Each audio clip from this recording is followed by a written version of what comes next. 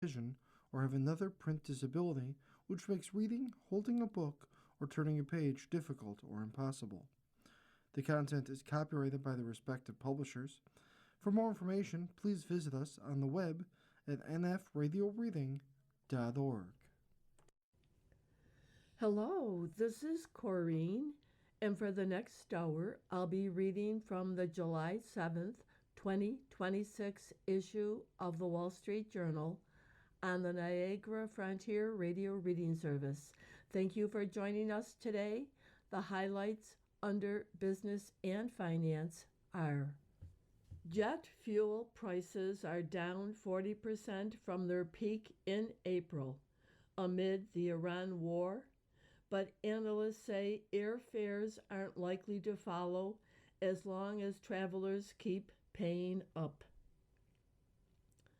Davos founder Klaus Schwab is trying to make a comeback at the World Economic Forum after resigning as chair last year amid a probe into misconduct allegations.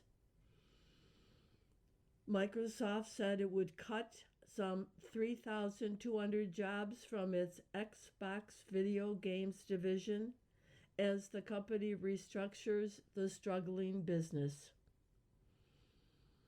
Samsung projected a 19-fold surge in second quarter operating profit, signaling that its record earnings streak is set to continue amid the AI boom and red-hot demand for chips.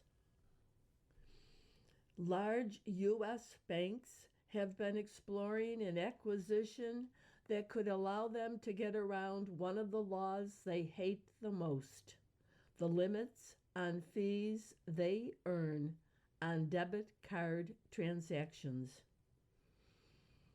Shares of London-listed EasyJet soared nearly 10% after the budget carrier said it had agreed to a $19 billion takeover by Castle Lake. Toyota will spend $3.6 billion to bring production of its Tacoma pickup back to the U.S. from Mexico by 2030. Walmart is cutting prices on thousands of items to help customers with affordability after years of inflation. SK Hynix, a South Korean chip maker, kicked off the process for a U.S. listing that seeks to raise $28 billion in fresh capital. U.S. stocks rose with the Dow, S&P 500, and NASDAQ, gaining 0.3%, 0.7%, and 1.1% respectively. Comcast Sky has agreed to buy ITV's television business for up to about $2.14 billion, combining two of the UK's best-known media brands. SpaceX is expected to join the NASDAQ 100 on Tuesday, and investors holding some funds tied to the index will end up exposed. Now for the key articles under the worldwide section. Trump confirmed that he called FIFA's president and asked him to review U.S. striker Folarin Balogun's one-game World Cup suspension, a move that set off an uproar among soccer fans across the globe. Democratic Party leaders and close allies urged Graham Plattner to quit the Maine Senate race after a woman he had been romantically involved with alleged that he sexually assaulted her, an allegation he denied. Iran's Islamic Revolutionary Guard Corps fired missiles at two commercial ships near the Strait of Hormuz, according to a senior U.S. official. marking a major escalation that threatens to complicate negotiations to end the war. Prosecutors seeking the death penalty in the killing of conservative activist Charlie Kirk began laying out their evidence as they push for a murder trial.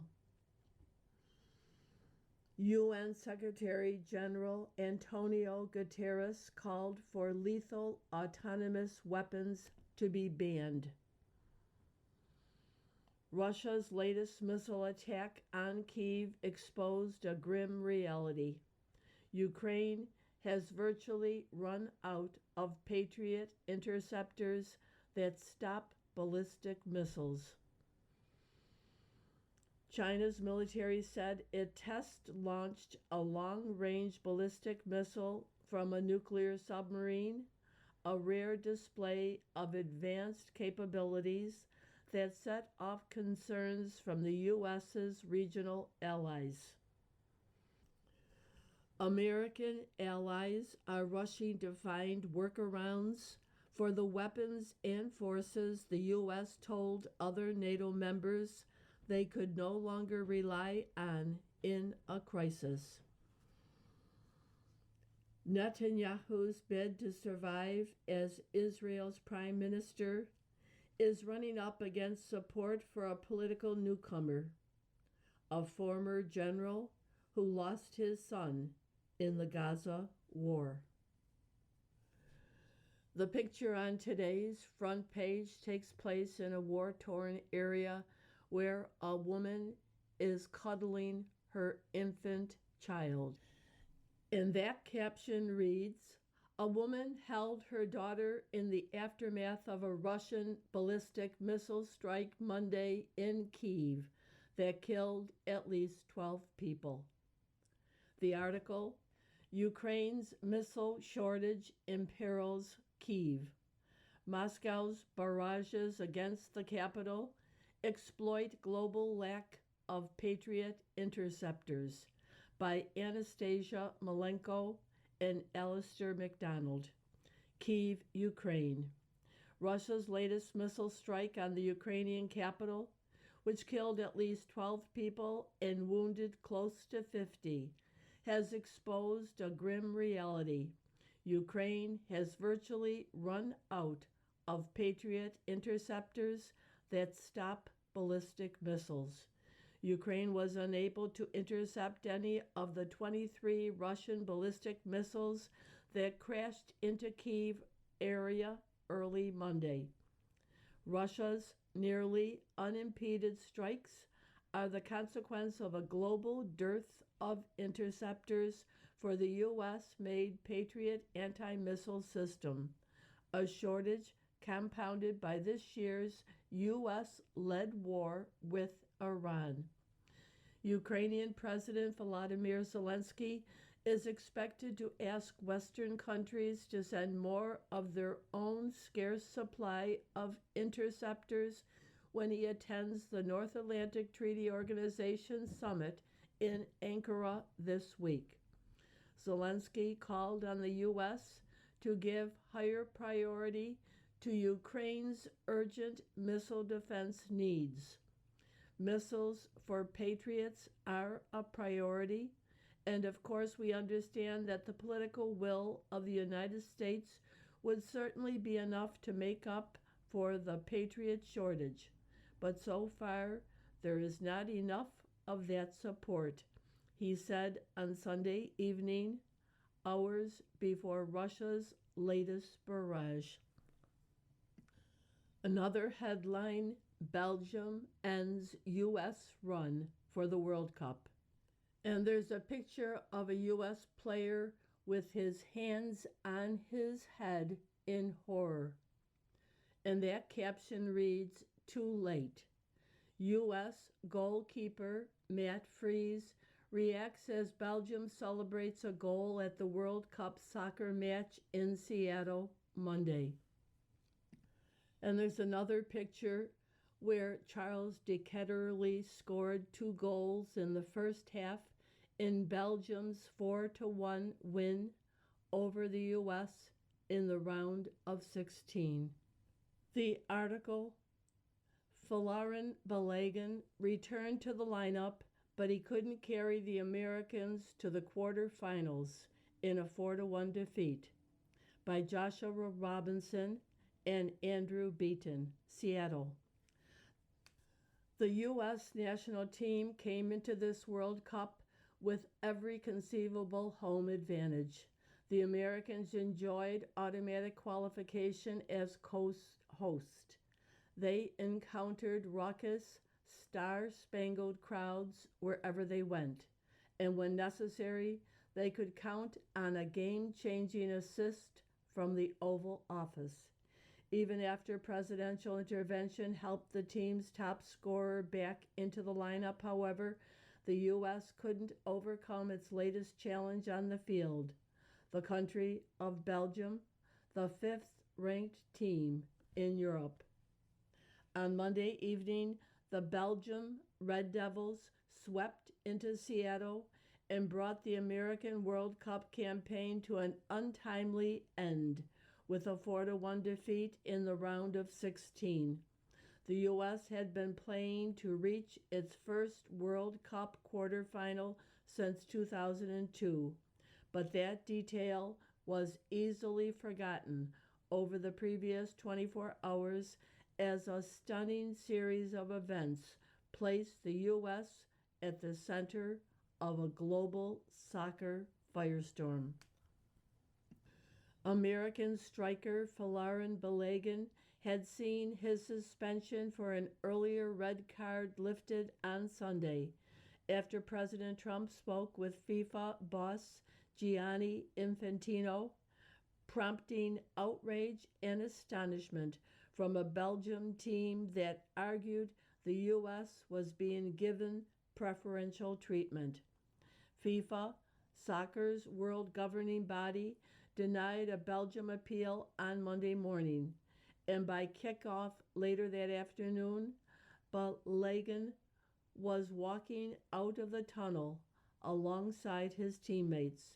U.S. supporters gave him the loudest reception of any player when he was introduced, while the Belgium fans booed.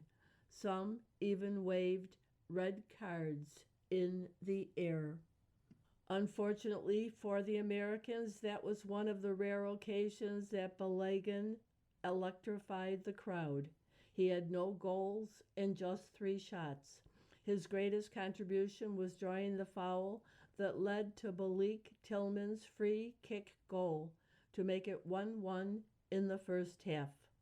That proved to be the last gasp for the American attack. 2 minutes after they tied the game, Charles D. Ketterly headed home his second goal of the match to put the Belgians back on top. Other articles from the front page follow. Changing face of war poses new test for military powers. A Ukrainian serviceman at a command center operates a mid-range drone during a flight toward Russian positions. Flexibility is key for drones. AI and cheap missiles upend how battles are waged, by Yaroslav Trofimov. The way wars are fought is changing fast, as new technologies upend military doctrines on everything from procurement to executing operations. But just how radical will this transformation be in years to come? And are the hundreds of billions of dollars being invested by the U.S., its allies, and rivals in new tanks, planes, and warships going to become the equivalent of buying horses and arrows on the eve of machine guns and howitzers? The war between Russia and Ukraine was initially dismissed by many Western military leaders as a conflict that didn't hold many lessons for them, because the U.S. and allies, should they fight, would have air superiority and powerful precision munitions for a quick, devastating blow. The failure of the U.S. and Israel to inflict a strategic defeat on a middle power like Iran after expending a large share of these precision munitions has undermined that notion. Drone centered warfare, with it the accessibility of abundant, cheap precision munitions, is here to stay. So is the spread of other capabilities, such as long range ballistic and cruise missiles, that used to be the preserve of major powers, and even for them were too expensive for mass use. Meanwhile, the development of autonomous systems guided by artificial intelligence heralds an even more momentous turn. In the wars of today, what used to be the safe rear hundreds of miles away from the front line is now contested, be it at U.S. bases in the Persian Gulf or Russian military installations far from Ukraine. The proliferation of cheap sensors has also made any massed maneuver, such as an armed thrust akin to the U.S. assault on Iraq in 2003, much more difficult because any concentration of troops can be spotted quickly and attacked well before reaching the battlefield. In defense ministries and military headquarters around the world, everyone is paying attention and trying to figure out what lessons to draw. The character of warfare is changing fundamentally, said General Carsten Breuer, Germany's chief of defense. Armed forces must be able to adapt faster, integrate new technologies, and learn at speed. If we fail to adapt, we will not be able to prevail. You are listening to a reading of articles and features from the Wall Street Journal on the Niagara Frontier Radio Reading Service. Jet fuel cost drop brings no relief for flyers. Carriers are rushing to bring back flights trimmed during oil's surge. By Allison Sider. Airlines are finally getting some relief at the jet fuel pump. Flyers may not share in the savings, though. Jet fuel prices doubled in the weeks after the Iran war started, and carriers raised fares to keep up. Now fuel prices are down 40% from their peak in April, but analysts say fares aren't likely to follow because travelers keep paying up. Resilient travel demand and restrained supply, especially with the one-time discount leader Spirit Airlines out of the picture, are bolstering airline executives' confidence. I'm actually very bullish that the industry will retain a much higher percent of the fare increases than would be typical historically. Southwest Airlines Chief Executive Bob Jordan said at an investor conference in late May. Obviously, you hate to see somebody go out of business, but with Spirit out of business, I think that helps that environment, he said. Airline shares have been on a tear in recent weeks, trading higher with each downward move in the price of crude oil. Delta Airlines, the industry's profit leader, and United Airlines both hit record highs in late June. American Airlines stock rose more than 30% over the past month. Founder plots return to Davos Forum by Emily Glazer. Klaus Schwab is trying to make a comeback at the World Economic Forum. The 88-year-old founder recently sent letters to board members with a list of demands, legal threats, and a request for an advisory role that would give him a say in appointing the forum's future leadership. according to documents viewed by the Wall Street Journal. Schwab resigned as chair of the forum, which hosts an annual meeting in January in Davos, Switzerland, last year after a public clash with the board for its opening of an investigation into a whistleblower's allegations of misconduct.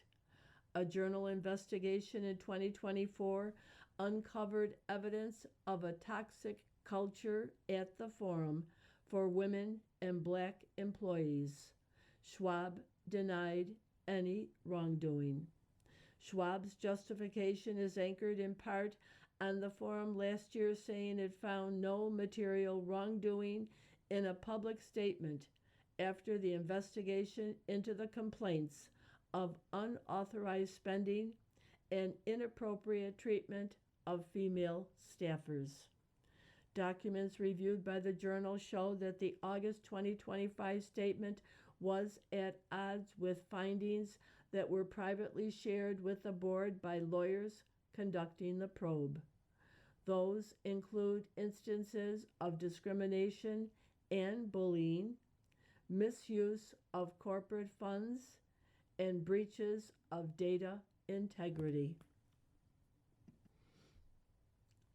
Iran war has oil-rich Alaska in pain over $9 gas. Trump agenda poised to boost industry, but Alaskans face high prices at pump. By Benoit Morin, Dillingham, Alaska. John Stelling has just cranked the digits of his fuel pump to $9.10 at his gas station in this remote Alaskan community when he realized he had a problem. Could he push the meter to $10 if he had to? Not sure if it'll handle those, he said of double-digit fuel prices. In rural Alaska, the war with Iran has led to some of the highest fuel prices in the nation. Remote towns and villages aren't connected to the road system, so they pay hefty premiums to procure gasoline, heating oil, and diesel for cranking out electricity. Fuel typically arrives by barge in the summer when ice clears from waterways. The last barge to unload sets the price until the next delivery, months away. Many communities had no choice this year but to place their orders in the spring, just as the Iran war sent prices soaring. That means that even if the U.S. and Iran reach a peace deal and the Strait of Hormuz reopens permanently, rural Alaskans will be stuck with exorbitant energy prices long after they have come down for the rest of the country. The small scale of rural Alaska works against them. The distances work against them. Governor Mike Dunleavy said in an interview, it could end up being a tough fall and winter. Moving in, kids in 20s are living back home.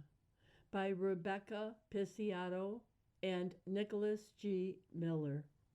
Samantha Stobo was fresh off a breakup and unable to afford her Manhattan two-bedroom alone. So the 29-year-old decided to move in with her mom in Miami until she could get back on her feet. She told herself it would only take a few months. Now, 33 years old, Stobo has no plans to move out. I thought it was going to be temporary, Stobo said, but it's been 3 years now and I love it. Living at home as a 20-something was once viewed as a failure to launch and even a source of embarrassment. That's no longer the case, as it is now often viewed as a sign of financial prudence and for some, a long-term prospect. Chronically high living costs are helping reshape the milestone of early adulthood in America. The national median home price hovers around $400,000. Rents are at record highs in cities across the U.S., and many recent college graduates are saddled with tens of thousands of dollars in student debt. Even though some of these young adults pay their folks' rent, it tends to be well below the cost of living on their own. Iran turns funeral into message for world. Mourning Khomeini, Tehran threatens Trump and trolls Turkey, Saudi Arabia. By Salah El-Batati and Benoit Falcon.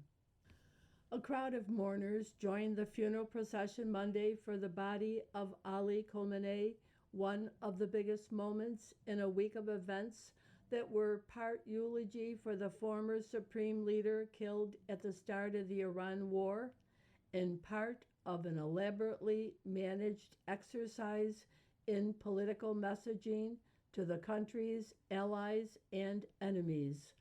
Iranian authorities say 11 million people took public transportation to attend the memorial that began on Saturday to honor Khomeini, who was killed with several relatives in the first wave of Israeli and U.S. airstrikes on Tehran more than 4 months ago. Participants belted a picture of President Trump with stones, while others held a banner that said, "We will kill Trump," in Farsi and English, according to footage circulated on Iranian state media. Iran's new leaders got the multi-day event off to an argumentative start. Foreign delegations were greeted with what appeared to be targeted verses from the Quran as they arrived Friday to pay homage to the slain leader, whose body lay in state at Tehran's Grand Masala. The Iran-backed Lebanese militia Hezbollah, which joined in the war by attacking Israel, was greeted with a verse framing military setbacks as part of a divine cycle in which God chooses martyrs and reveals the faithful. A delegation from the Palestinian militia Hamas received a verse praising believers who have remained true to the covenant they made with God. Iran's backing helped Hamas build up its forces before launching the deadly October 7, 2023 attack on Israel that set off 3 years of war. The delegation from Saudi Arabia, which hosts U.S. bases and hit Iranian targets during the war, got a different message. The Iranians picked a quote referring to the Battle of Badr, in which the Prophet Muhammad's followers defeated a much larger force through what was interpreted as divine intervention. There has already been a sign for you in the two armies that met, the verse said. One was fighting in the cause of Allah and the other of disbelievers. Tehran also scolded the Turkish delegation for Ankara's neutrality during the war. Believers who stay at home, their verse said, are not equal to those who strive in the cause of Allah. On Monday, Iranian television broadcast mourners walking alongside Khomeini's coffin and those of several slain relatives. The processions are meant to confer renewed legitimacy on Khomeini's worldview and show that a large constituency in Iran remains mobilized behind it, an Iran-focused fellow at the Center for International Policy said. Iran is signaling that it will not back down. IRGC fires missiles at ships in Strait, by Shelby Holliday and Rebecca Feng. Iran's Islamic Revolutionary Guard Corps fired missiles at two commercial ships near the Strait of Hormuz early Tuesday, according to a senior U.S. official, marking an escalation that threatens to complicate negotiations to end the U.S.-Iran war. Our missiles and drones are ready to fire at you, the Revolutionary Guard warned ships via maritime radio over the weekend, according to a recording shared with the Wall Street Journal. The move to attack ships with missiles amid talks to end the war demonstrates the power wielded by the Revolutionary Guard, which has been at odds with more moderate voices in the Iranian leadership. In Iran, the Revolutionary Guard and those close to it have stood as the greatest obstacle to an agreement, the journal has reported. The U.S. and Iran agreed last month to a 60-day period of negotiations to reach a final agreement. You are listening to a reading of articles and features from the Wall Street Journal on the Niagara Frontier Radio Reading Service. From the opinion pages, America is more than a creed. We're a diverse people, but still a people, not a random aggregation of cosmopolitans. By Walter Russell Mead. The 250th anniversary of the Declaration of Independence found Americans, as usual, arguing about who the real Americans are and what it takes to be one. In the run-up to the celebration, your Global View columnists participated in two events where American identity was at the center of the discussion.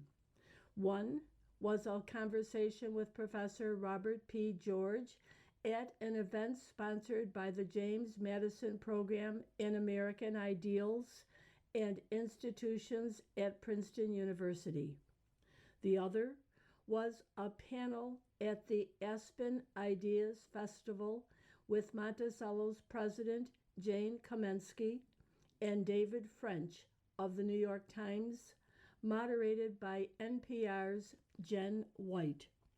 At both events, I found myself politely pushing back against assertions that America is best understood as a creedal nation and that the Declaration is the definitive statement of the American creed.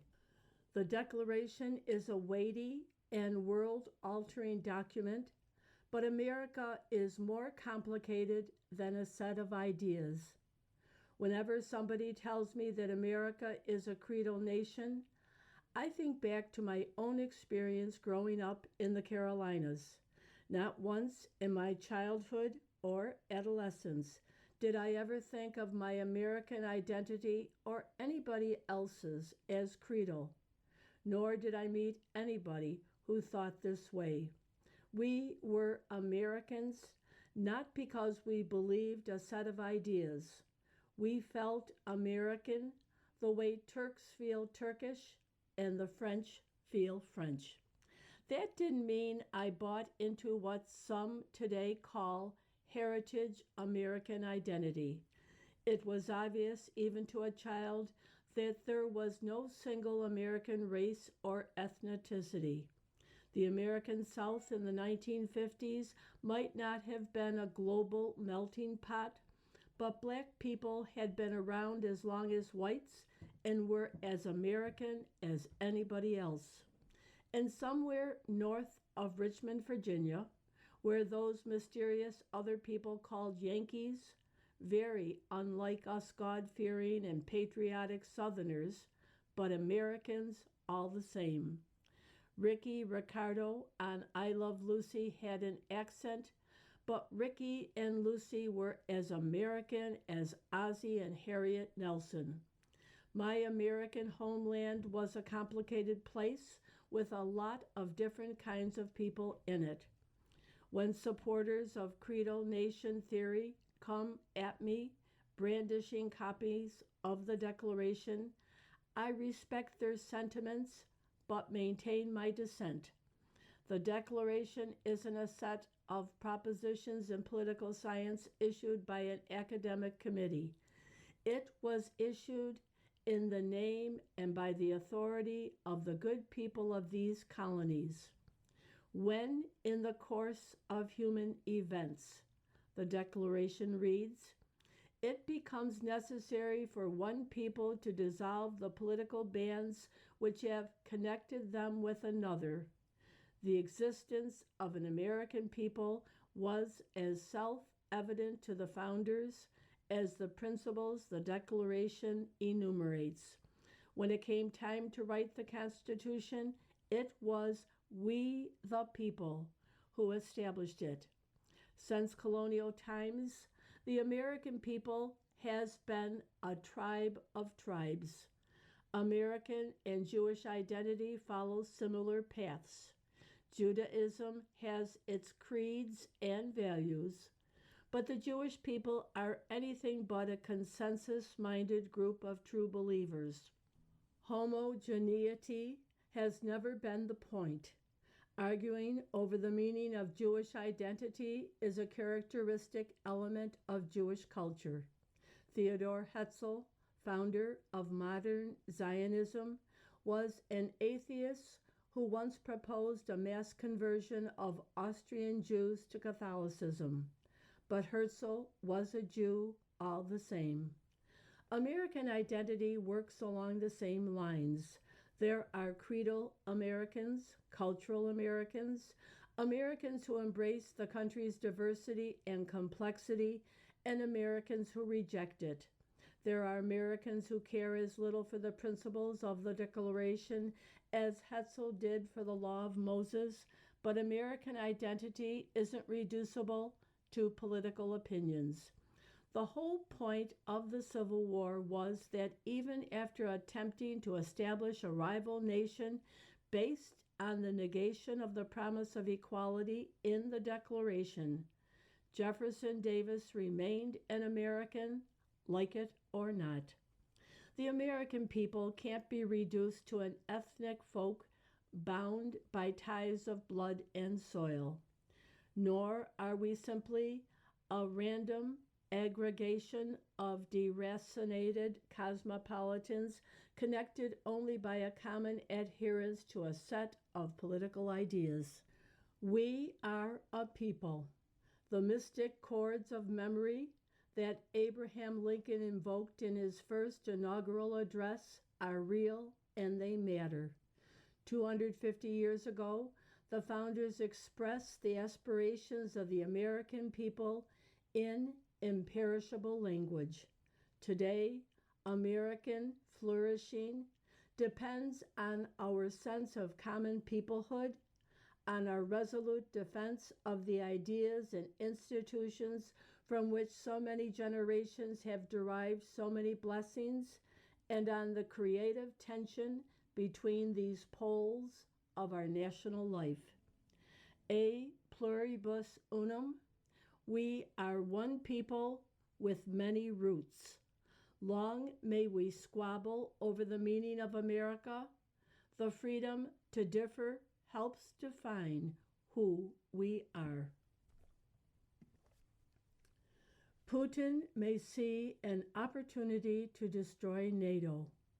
Even a small incursion could doom the alliance if it lacks the political will to respond with force. By Gerard Baker. Beyond the familiar human melodrama that will unfold as President Trump meets European leaders at the North Atlantic Treaty Organization Summit in Ankara, Turkey, this week, a question looms. Is Vladimir Putin about to attack a NATO member state? On its face, the idea seems preposterous. In his disastrous war on Ukraine, the Russian military has suffered 1.4 million casualties, a third of them killed in action. His economy is faltering as fuel and labor shortages and higher prices eat into his people's living standards. Enemy drones are reaching deeper into his territory, causing damage and fear in similar proportions. He is mired in a struggle against a country with a population and a military a fraction the size of his own. Since the decision to launch that war has worked out so well, are we seriously being asked to believe that he would attack an alliance with an economy and military many times the size of his own?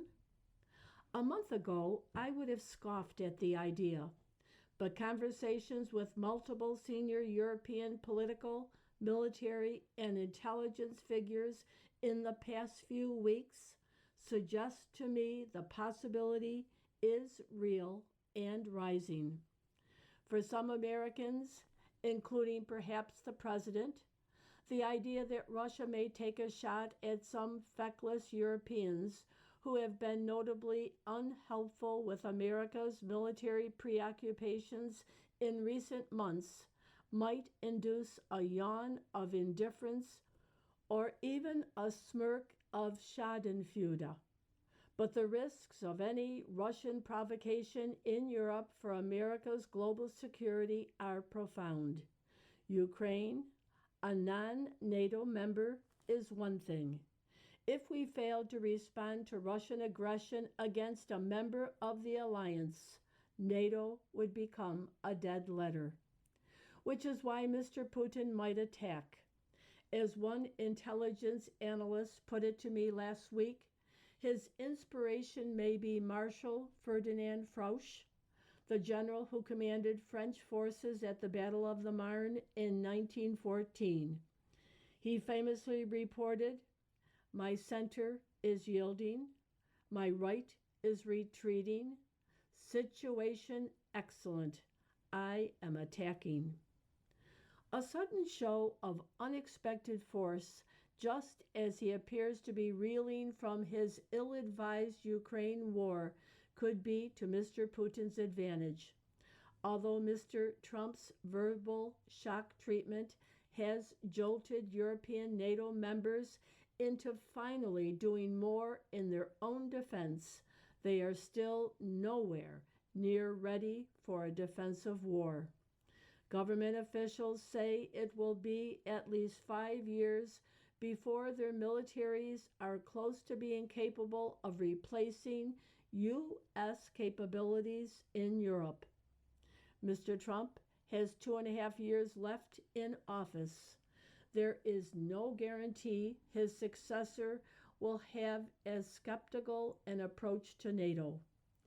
If Mr. Putin chose the right targets, European leaders suspect Mr. Trump's administration wouldn't come to a NATO country's aid, fatally undermining the credibility of the alliance's collective defense commitment, and with it, NATO's existence, a dream outcome for Mr. Putin.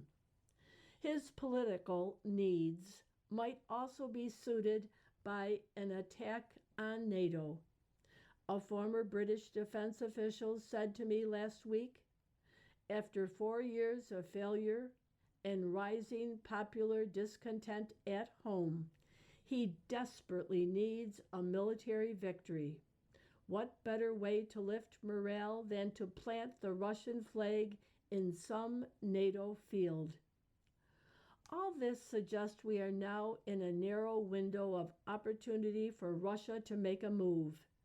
If Mr. Trump goes ahead with plans to cut European deployments, that window gets wider. Sure enough, intelligence reports point to rising risks of Russian action. Last week, a Polish news report said U.S. officials had warned Warsaw that Russia may attack the country. In an interview last month, a senior military figure from a NATO nation identified multiple risks, including a Russian seizure of islands in the Baltic and an incursion to assist the Russian minority in Estonia. None of these would amount to a full-scale invasion, but each would be enough of a provocation that if NATO failed to respond, its credibility would be in tatters. Is Europe really worth defending with U.S. blood and treasure? Is NATO still an essential strategic interest? I've long sympathized with the argument that a large U.S. commitment to the European theater is an anachronism in our security posture, a throwback to the 20th century geopolitics. China is obviously the biggest threat to U.S. security and leadership. Managing that relationship requires a shift of strategic resources and attention toward the Pacific. The Europeans can and should take care of their own freedom and security. But whether we want it or not, we are in a cold to simmering war with an axis of resistance that runs from Beijing through Tehran to Moscow. The U.S. is still dealing with the fallout of an inconclusive war with Iran that has left us militarily depleted. As we scramble to manage potential opportunistic moves by China's Xi Jinping in the Asia Pacific, Mr. Putin could deal a timely and fatal blow to an already weakened transatlantic alliance. That would be another hammer to the head of Western security and hegemony, and a dramatic enhancement of the power of Russia's alliance with China and our other adversaries. Perhaps all the talk of an imminent Russian attack is merely disinformation from European officials trying to keep President Trump from further weakening NATO. But if you were the American president, would you want to take that risk? You are listening to a reading of articles and features from the Wall Street Journal on the Niagara Frontier Radio Reading Service. Different parties, same folly. On tariffs, executive power, and artificial intelligence, they have the same bad ideas.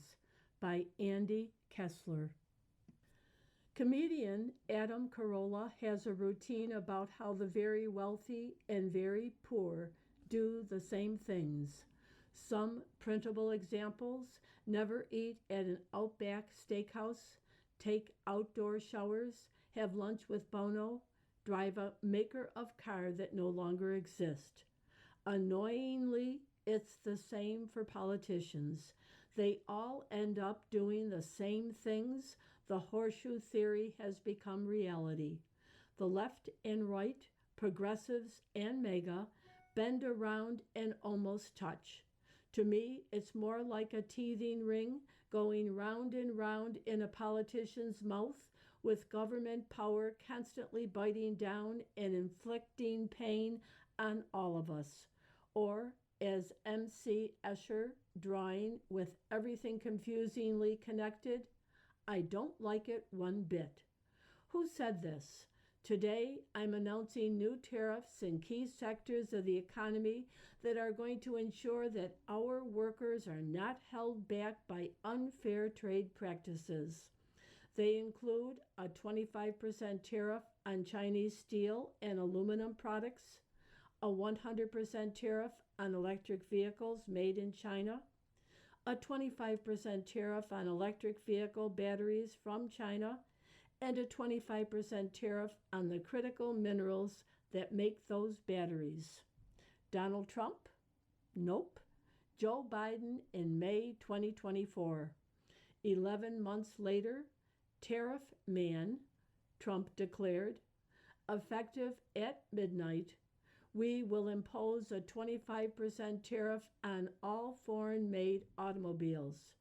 Clang goes the horseshoe. Or this: in 2024, Mr. Biden complained of too many corporations in America ripping people off. Price gouging, junk fees, greedflation, shrinkflation. Mr. Trump recently wrote that customers are being gouged and that gasoline prices better start going down a lot faster than what I'm seeing. Same, same. A recent journal headline nailed it. Trump, like Biden, takes aim at big oil. Senator Bernie Sanders wants government to own 50% of artificial intelligence companies. Get in line, Bernie. In June, Vice President J.D. Vance said the president is supportive of the United States owning these big AI companies. OpenAI is considering giving up 5% to Washington.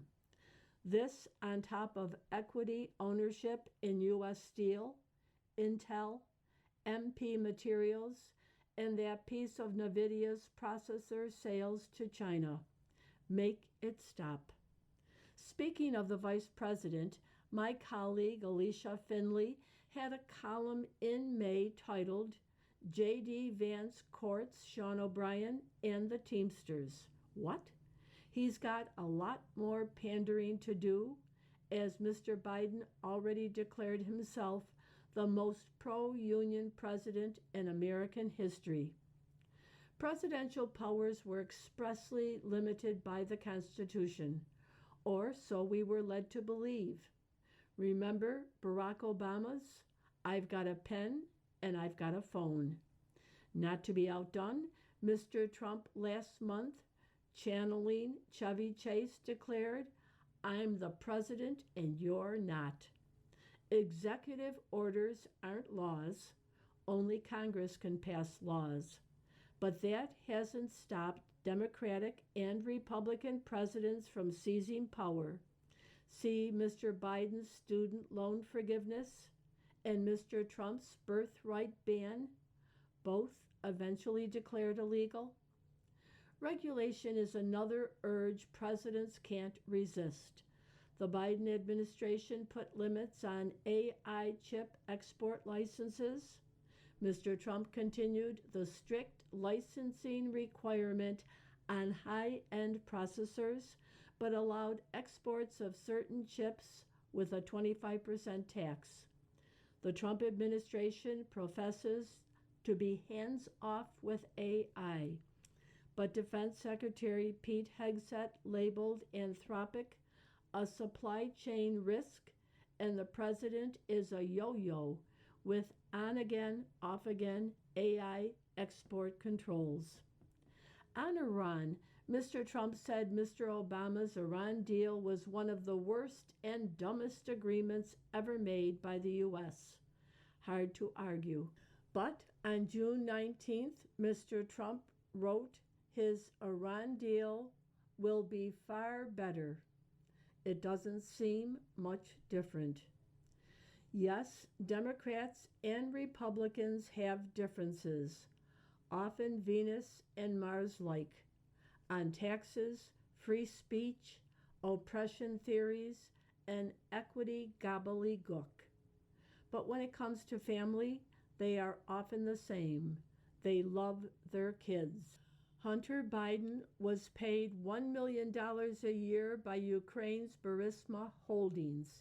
He came with no discernible expertise beyond a father in a position of power.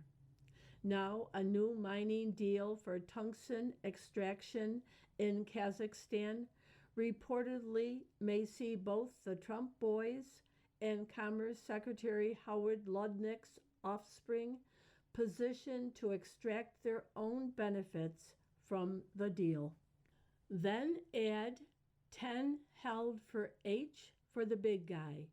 Hunter Biden admitted he is H and the big guy is Joe. In last week's revelation of the Trump family's $1.4 billion in crypto fees and gains in 2025, teething rings in action. It isn't only politicians. Left sympathizing Bill Maher of HBO fame recently said, "I want guns," Is he gunning for viewers on the right?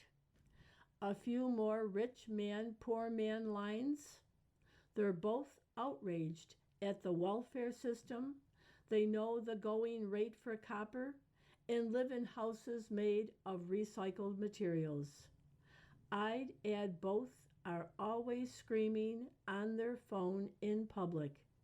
Here's what I would yell into my phone to politicians: stop pandering to the identical extremes as your opponents. Do you have any principles? The Pepper and Salt cartoon shows two businessmen looking at a bicycle, and one says, "Consider yourself fortunate. Some employees don't have a company vehicle at all." Letter to the editor, My Cab Driver and America. Karl Rove's op-ed, Heritage Americans, an Un-American Idea, reminded me why I always sit in the front seat and talk with cab drivers. Years ago in Washington, my driver was a Kenyan immigrant. I noticed he drove entirely with hand controls. When I asked why, he smiled and said, "I had polio as a child and can't use my legs. So when I bought a cab, I had to spend an extra $2,000 to have it adapted."